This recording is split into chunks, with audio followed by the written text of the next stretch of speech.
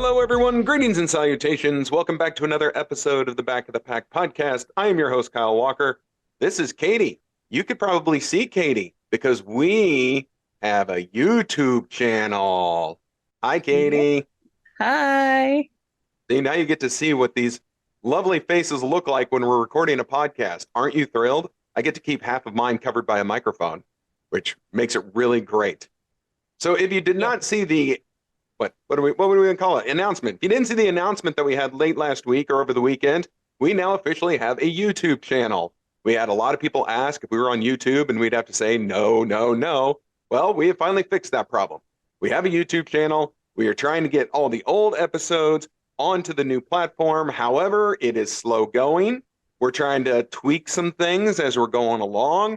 And then there's just a process of taking all the old audio and converting it over to YouTube. So to all of our YouTube subscribers, all three of us right now, we're going to get them out there eventually. Now, if you hear this out in podcast land and you didn't see the announcement, now you know you need to get over to YouTube, slam that subscribe button, and that way you will see all of our videos as they come out. You can see the announcement that we made. You can see the video when everyone's saying happy birthday to the podcast back in March. And then you can also see a deliriously tired me trying to record something driving home from the Hospital Hill Half Marathon. You never know what you're going to see on this YouTube channel. We're going to have all sorts of fun with it. Isn't that right, Katy? So much fun. So There we much go. fun. Can I tell them about the little surprise? Yes. board? This is all you. Fire away. Okay, cool. Okay. So it's a little bit more slow going than we had anticipated because guess what? We are going to do Cartoon Kyle for the videos from the past. So I went ahead. Oh, apparently there's a severe national weather alert. Just FYI, if you heard that little noise. Okay. Good times. Okay. Anyway, yeah, YouTube. So I decided after loading two of them up with just our lovely logo as something for people to look at while they're listening to us. Heck, why not add that adorable little cartoon Kyle? So I decided to add a little bit more work to my workload. Sure. You didn't have enough to do as it was, so now you get more. But I think that our listeners / viewers are totally worth it.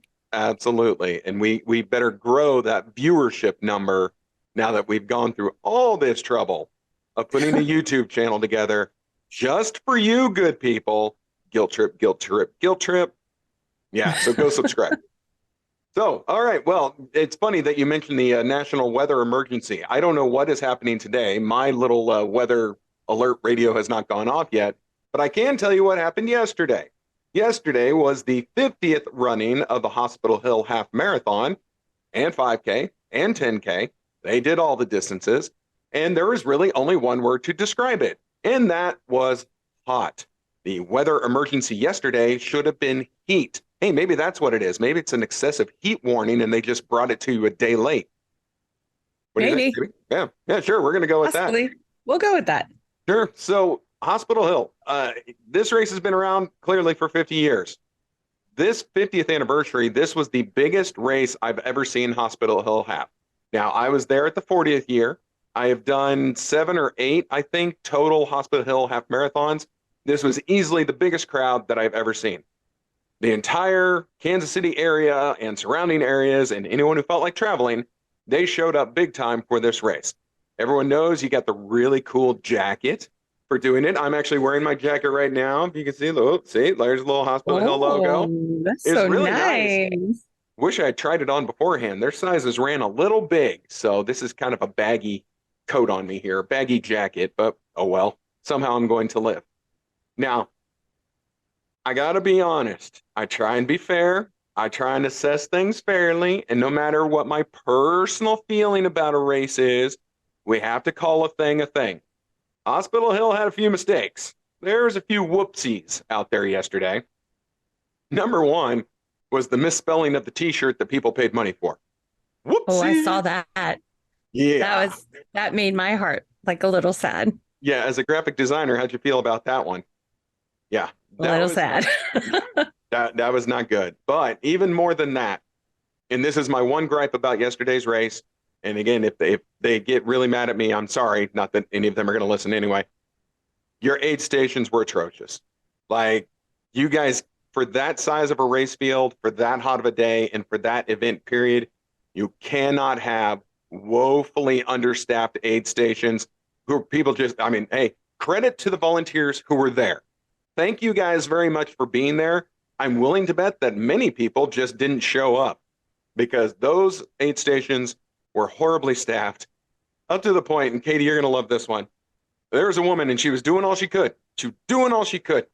She had a pitcher of water, okay, in front of her. With nothing on her hands, she was simply taking her hands, pinching the cup, dipping it into the pitcher, and then setting it on the table for the runners. And she was trying to go as fast as she can. She would just dip the cup, set it on the table, dip the cup, set it on the table. Again, no gloves on. I doubt, there was a whole lot of cleaning the hands going on. It was hot. It was disgusting. Hands probably sweaty. Yeah, that is the state of the aid stations yesterday. I'm not sure people know what a germaphobe I am. Yeah, that's why I thought you'd like this one.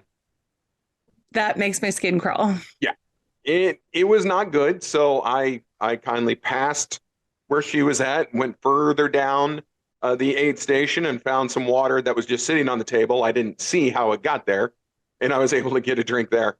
But yeah, the heat yesterday was excessive. It was so hot. It was so humid. There was not a breath of air in the morning. The wind finally picked up in the afternoon, but didn't do us any good. And the aid stations were a problem. So that is my biggest gripe. If anyone listens from Hospital Hill, I am sure other people have made you fully aware of this situation, and I am willing to bet that it is corrected by next year. Although with it being the 51st anniversary, I somehow doubt that the crowd will be that huge. Word around the campfire was that it was more than double last year's crowd. So that's pretty big. Yeah, that is a good turnout. And I even heard a number thrown about of 7,500 participants. Wow. Yeah, between the three distances, 5K, 10K, and half, 7,500 runners. And again, everyone started at the same time. No wave start, no late start for different distances. Everyone just hit the bricks. So maybe you can kind of understand why the aid stations were a little overrun, but it didn't get a whole lot better even out on the half marathon course where it was just the half marathoners. It was pretty brutal all the way around. There were a couple good aid stations, credit where credit's due. There were some that were running like well-oiled machines, and then there were some with people dipping their hands in pitchers of water and handing you the cup.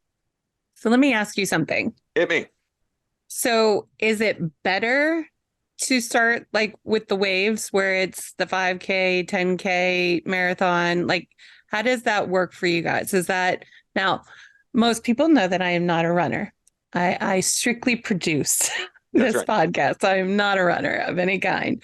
So I'm just curious, what would you prefer? Do you prefer the wave or? I think, I guess it really is going to depend on the size of the race these days. So for many years, when I started running, when it was start time, everyone went. There were some races where maybe the half marathon would leave 15 minutes before the 5K, and that's fine. Then there's some races where everyone starts together. Then there's races, and this is what drove me nuts, and this was my one big complaint with wave starts. If I'm doing a 5K, if everyone is just there for a 5K, you don't need a wave start. I don't care if it's a very crowded 5K. You don't need to start X amount of people, hold other people for 90 seconds or 2 minutes, and then start the next one. No. If everyone is running the same distance, I say go. Start, fire the starting gun, sound the horn, whatever you got to do, turn the timing mats on. Everyone go if it's a one distance race. If it's a several distance race, then I could see it. I could see starting the half marathon at 7, the 10Kers at 7:10, and the 5Kers at 7:15 or whatever. I get it. It's all about congestion. It's all about, how crowded the course is. You'll also have elite level 5Kers slamming into the back of the slower half marathoners. I get that that's an issue as well. I've been out on a million of these races, or at least so it seems. I have never seen it be a big issue on the course, but I understand that the logic behind it is to to keep the flow going, ease congestion, make it easier for faster runners of different distances. I get all that.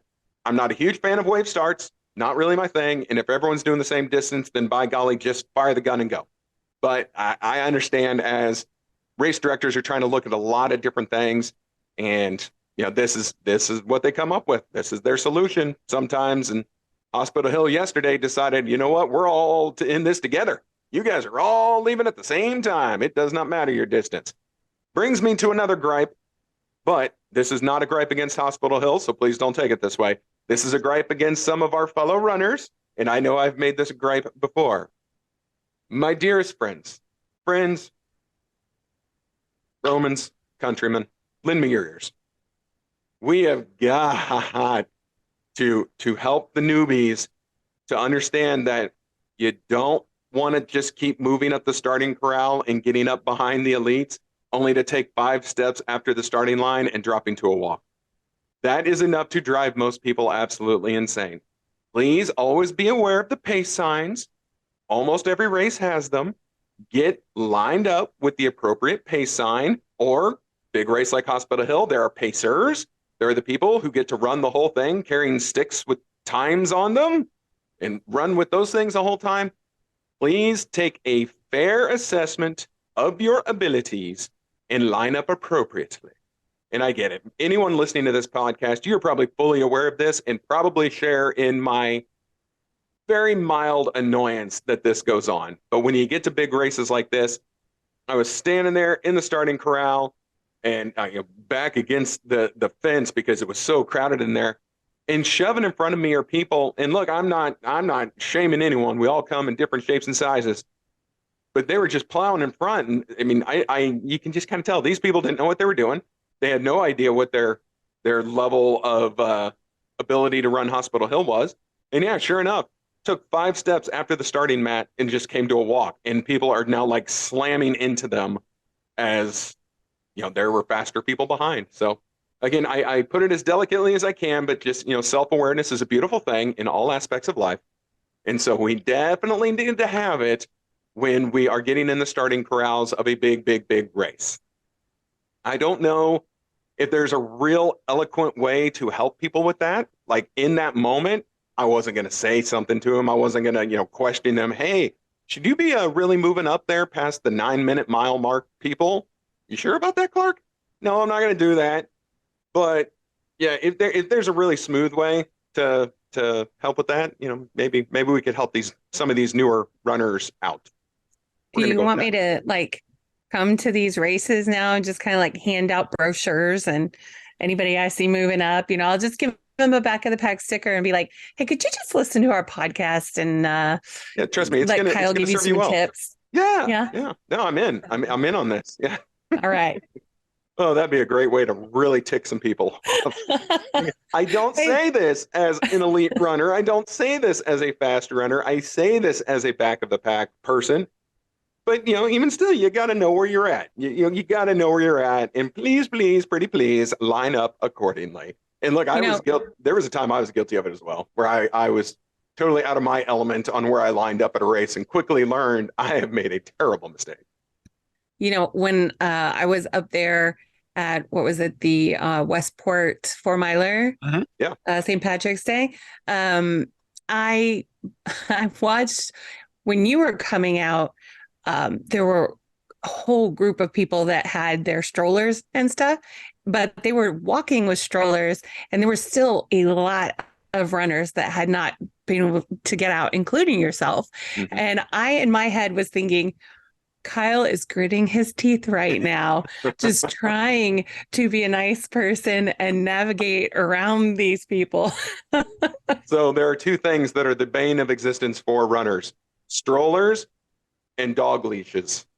Because the people who bring the dogs to the races, and again, hey, you love your dog, I love your dog. I love dogs. I am a total dog person. But when those dogs get roaming side to side and they've got a little too much slack on that leash, and then all of a sudden we've got nice tripwire going on for other runners, that's not so much fun. And I'm going to backtrack because I know we have we have 2 listeners who oftentimes are pushing strollers. Mm-hmm. But respect to those 2, because they have never caused an issue that I have ever seen nor heard of. They're fully aware of their situation, surroundings, and capabilities. So to our at least two regular runners with strollers, again, this is not directed at you, you two, and you know who you are. You guys are awesome and you do it right. And I thank you for it. I know exactly the group you're talking about at the Westport St. Patrick's Day 4-miler. I saw them as well. And yes, gritting my teeth is probably the right way to put it. Yeah, anybody can see it because it's on our YouTube channel. Oh, hey, that's right. You took a video of the starting line. We have the YouTube channel. So I did, and you guys can see it. I even marked the timestamp where you came by because you were all goobery and like doing your little thumbs up thing. And I don't know why my thumbs up makes me goobery. I think it's awesome. No. It's That totally doesn't make you thing. goobery. You are just goobery. It's our thing now, Katie. Jeez. That's right. Now you have to make Cartoon Kyle and all of our old videos just sit there with his thumbs up. Whatever, Kyle. There it is. There's a little sneak peek to our next t-shirt idea, the Whatever Kyle t-shirt. Whatever, Kyle. Yep. Brought to you by producer Katy and Ambassador Alex, who both coined that expression a while ago. So anyway, all right, where else do we go with Hospital Hill? Again, hot. Did I mention it was hot? It was really hot. A little bit. Super hot. And again, I'm not ragging on Hospital Hill. I've been over the aid stations. That's done. I will give a lot of credit to their finish line staff and the first responders who were there. We could just see up and down. They were going from the from the finish line to the first aid tent, just constantly wheelchairs in motion, getting runners who had dropped after they've crossed the finish line to the first aid tent to get them probably some IV hydration to cool them off because it was getting really nasty out there. But a lot of runners dropped on that course and at that finish line. And again, I have heard no word of any serious injury, just fatigue and dehydration. First responders, all the staff at Hospital Hill who were working that finish line area, great job out of you guys. Sounds like you took care of everyone. So that's huge. And thank you guys very much for watching all the runners who were just out on a nasty day. But now we're going to kind of get into a little bit of the crux of the show here. Our one little message for the day, although I know we're already like firing through our time here. I saw something really cool as I was doing the Hospital Hill Half Marathon. I'm running along. I stayed as long as I could with the 2:40 pace groups, 2 hours and 40 minutes. And I was hanging with them pretty tough. About 2 miles left in the race. It was ungodly. There was nowhere to run, nowhere to hide from that sun. The shade was few and far between.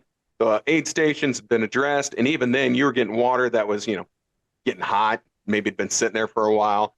It was gross. But I saw the coolest things.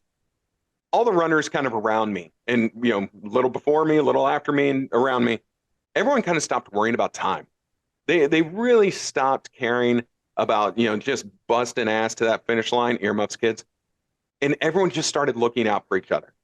Like every time people are passing each other, they're checking on each other. Hey, are you okay? Is everyone all right? You feeling good? You looking good? All right, no problems. Everyone's all right. Yep, you good? I'm good. All right. And then people would kind of continue on. It was really cool how I saw just a whole group of runners, again, all aspects of life, all different backgrounds, checking on each other. Because you just knew people stopped caring about their time when it got to that certain temperature. You just saw it. Like everyone just kind of dropped down. It's like they powered down almost like a transformer and just started checking on each other. And then it was just, maybe a light jog here, a quick walk there. People still wanted to finish the race. But the kindness that people showed towards the end of that race was really awesome. It was really cool to just kind of be around it and experience. Again, I was at least 10 minutes slower this week than I was at last week's half marathon. So I was definitely more towards the back. But it was great that people were looking out for each other. And it just kind of got me thinking, I think runners are great people. Like everyone really looks out for each other. The whole group that I kind of have been adopted into that hang out after the races is really wonderful. It's all very supportive people.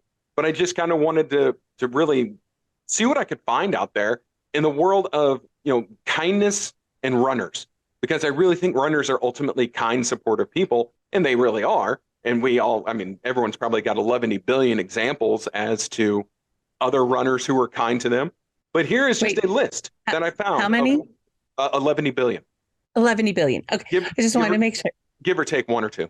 Okay. Yeah, but here's a list of just acts of kindness that you can show to other people as runners, to other runners, to people maybe who are watching along the course, to the volunteers. So I thought this is a neat list.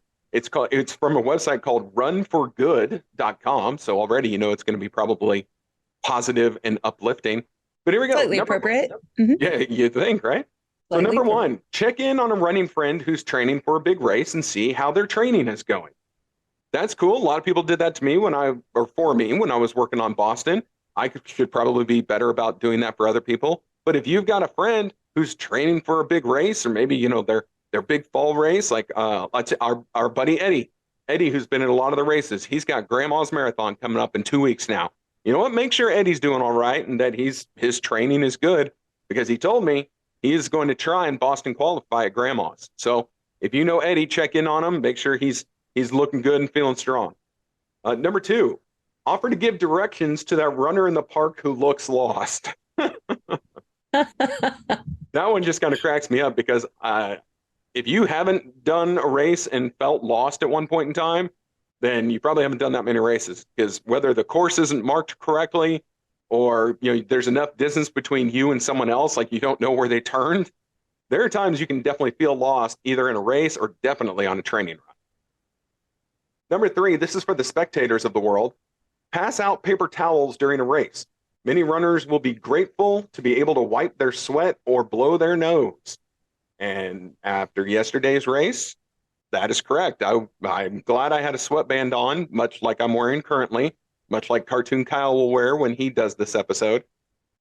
There's still, when it gets hot enough, my sweatband, the water was just soaked through. It was still running down into my face. So yeah, if you're handing out paper towels, you are one of the unsung heroes of a race. Number four, smile and say hello to other runners or fitness walkers when you pass them. Give them a compliment, such as looking good today. Now, I would be careful with that one. You never know how people are going to take things. How about a good job, or, yay runner? That will all work. Better. Mm-hmm. There we go. Number five, send a running friend a good luck text or email for their upcoming race. And this is actually pretty cool. I know I race too much that this doesn't happen anymore. But I remember way back in the day when I would have like a particularly big race, and this did happen for Boston, people would text me and just say, hey, you know what? Good luck. Have a great run, do well, thinking of you, whatever. It is nice on race morning, especially when you're kind of sitting there all in your own nerves, to get that kind of a message from someone. Just kind of eases things just a little bit. Number six, give out ice pops to runners during a very hot race, or hand warmers during a frigid one. They'll be incredibly grateful. That's nice. Yep. Speaking on this, and Katy, back when, well, not back when, I mean, still could happen. Maybe we'll make it happen this year. But I do work, and so does Katy, with a veterans charity organization called Team Fidelis. There were definitely years we would go to the 4 and the 4th 4-miler and bring a huge, I don't know if it was a Yeti cooler, igloo cooler full of freeze pops, and give them out after the race. Again, it's 4th of July, so it's 11 billion degrees. And so, yes, people were incredibly grateful when we with Team Fidelis would give out frozen pops at the finish line. Yeah. Number 7, thank charity runners in a race for raising money and awareness for a good cause. So that is actually not something I would normally think of, but I think that's a great one. Like, again, I harken back to Boston. I was a charity runner. And see, I think of the right way to put this. I always frowned upon myself for quote unquote only being a charity runner, because I did not qualify time wise for Boston. However, the flip side of that is you guys raised a hell of a lot of money for a very good cause. I got to benefit by running Boston, but we all together still did a lot of good, $7,501 worth of good in a community. And so, yeah, if you know of a charity runner, or you know what, here, I will thank all the other Boston Athletic Association charity runners, a lot of who I got to meet and I think are wonderful people. Thank you for raising that money and for helping such a great cause. Number 8, cheer for random strangers at a race, not just those you know running it. Make funny spectator signs so runners will get a laugh as they pass you. Always a great idea. Crowd support, which we've talked about a lot on this podcast before. Crowd support is huge. Yes, the more the crowd is amped up or the funnier their signs or just anything to distract you is great. It is absolutely wonderful. You know, there's also, and I hate to keep harping on this whole like YouTube thing, but No, harp there's away. also another video of you doing your little dance as people were coming across the line Yeah. at, so what was that, the Garmin Kansas City Yeah, that Marathon was this at the last Garmin year. Kansas City Marathon in October. But yes, I was out there doing my little cowbell dance, I guess. I don't know what I Yep, we was were doing. all out there. We were all Yep, out there with our cowbells and that's our right. signs and, But you know, getting trying. people across the finish line. We do love our back of the Packers. We were there for the back of the Packers coming in. So Absolutely right. Number 9, reach out. Well, they have a typo here. Reach out to a running buddy who's injured and upset that they can't run or had to defer a race. Deferring a race sucks. Injury sucks, but it happens. So if you know someone who's on the shelf, maybe reach out to them. Let them know it's going to be all right. Number 10, get to know regulars you see on your running route. Ask the woman walking her dog every morning for her and her dog's name so you can greet her by name when you see her. People that love the seems a sound of little, their own name. that sounds Yeah, a little creepy to me though. I don't, yeah. Again, I didn't come up with this list. I'm simply reading. I get it. You know, what I personally would do, as we've already established, I'm a dog person. I definitely ask the dog's name. So I can say hi to the dog yeah, anytime I run by a regular, but the you person, they know, would kind of have to volunteer it. I would kind of almost say that giving them more of a wide berth would be more nice because to Yes. me, security as a woman, and we've talked about this on previous, well, you talked about this. I feel a great sense of we in There is a this thing, great sense but of we. you talked about, you know, women's safety Yes. several times, several shows. And I think kind of, you know, if she wants to come talk to you or if she says something, maybe that's one thing, but like I feel like giving somebody a wide berth and not necessarily getting in their space would be every bit as kind.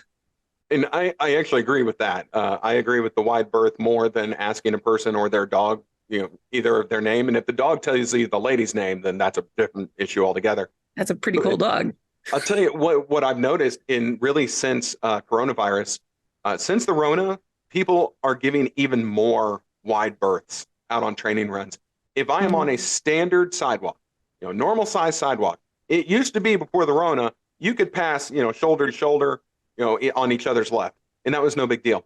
Now, if another runner is coming, we both exit the sidewalk, go into the grass to make a larger gap between us, and this has kind of become the regular. Like this is the normal now. And so, yeah, that is really something that harkens back to the pandemic and is still a thing today. Now, throw it out the window when we're in the starting corral of a race. We're all still packed in like sardines. But on your training run, I'll Yeah. bet there's a lot of people, if you think about it, you are giving each other more room when you're passing another runner or, going against the flow or, oncoming traffic, whatever you want to call it.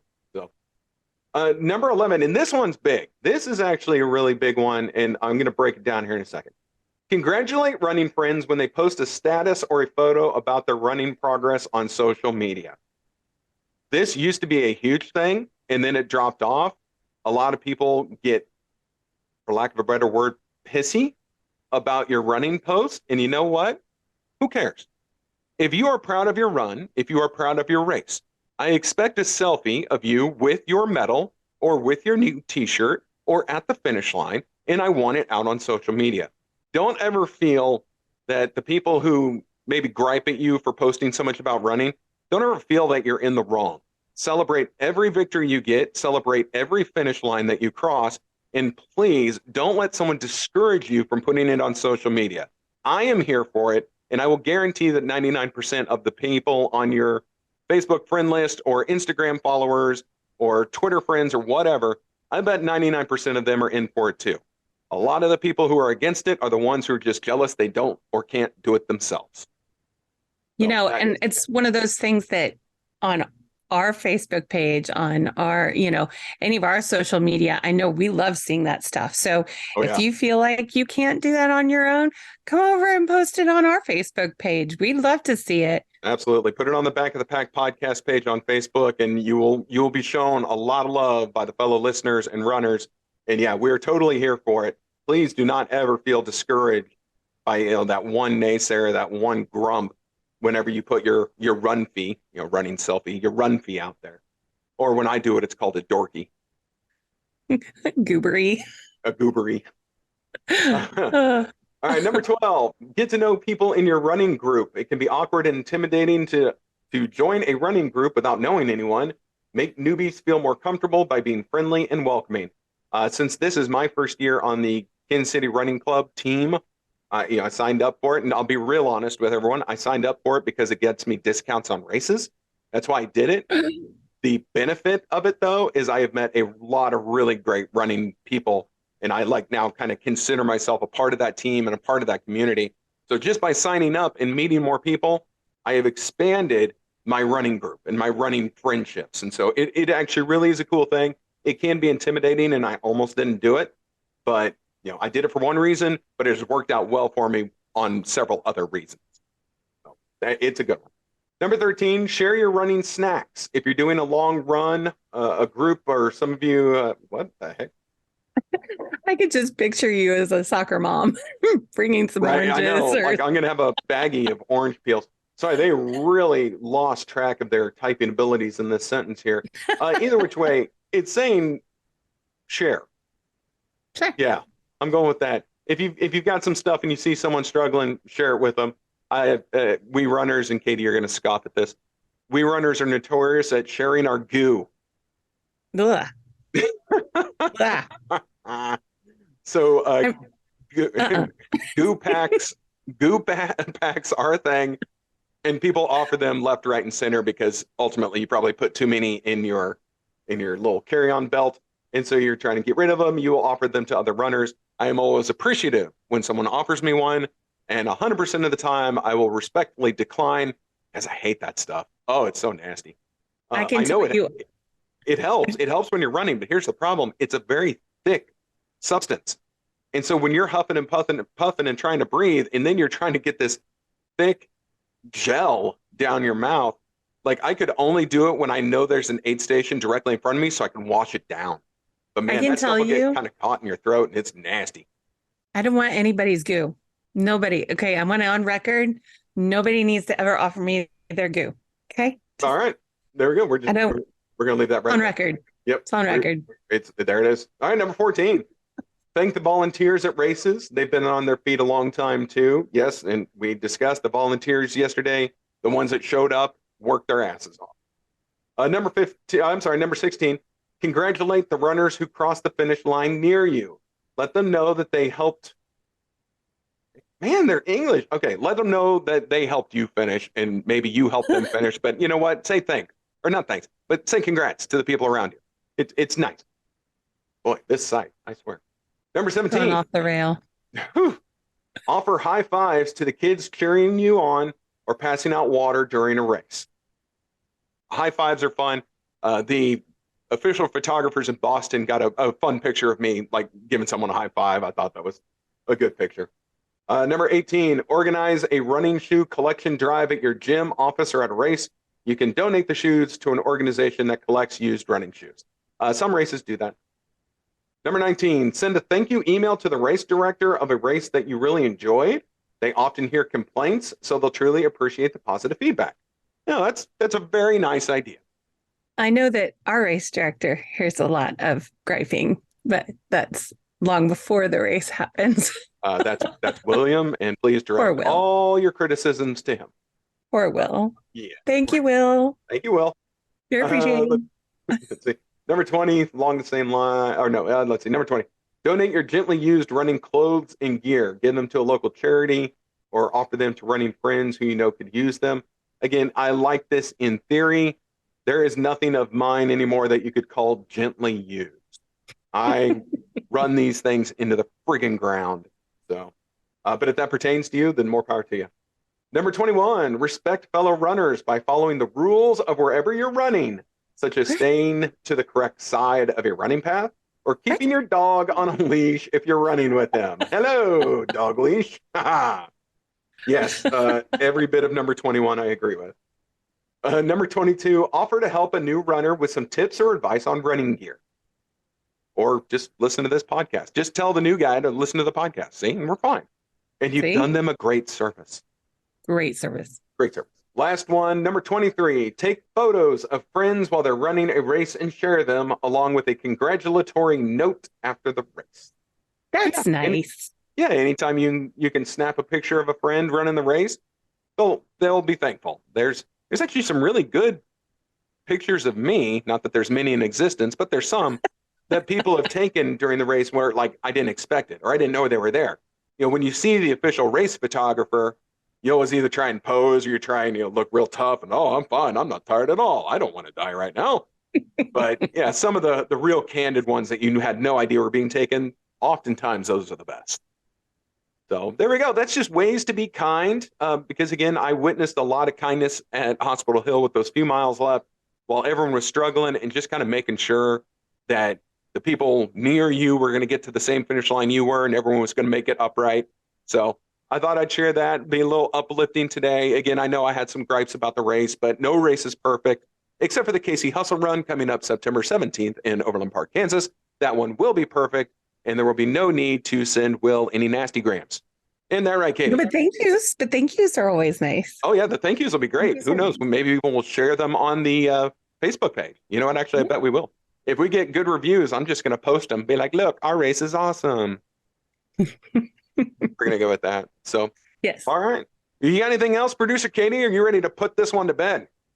I got nothing, man. There we go. Stick a fork in it. It is done. This has been the Back of the Pack podcast. I'm your host, Kyle Walker. That is Producer Katy. We are brought to you by OKKC Sports. Next weekend, we just have one 5K coming up, the Heroes for Hospice 5K in Southern Overland Park. Hope to see you there. I know there's a few other races going on. So wherever you are running, have a great race. Have a great week of training, and we'll see you next week. Toodles.